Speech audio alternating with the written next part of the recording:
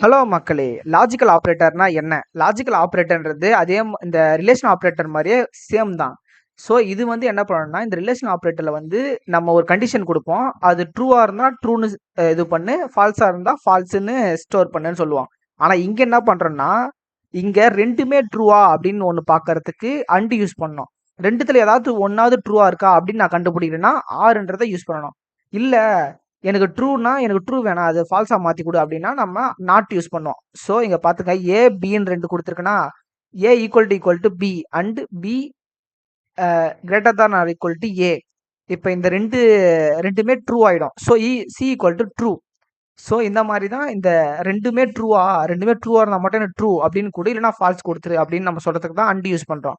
ஆர்ன்றது வந்து 2த்துல ஏதாச்சும் ஒண்ணா ட்ரூவா அப்டின்னு பார்த்து சொல்றதுக்கு. இப்ப டி வந்து ஃபால்ஸ்னா, டி ய வந்து ட்ரூவா மாத்திட்டோம் நாட் ஆப்பரேட்டர். ஸோ இதுதான்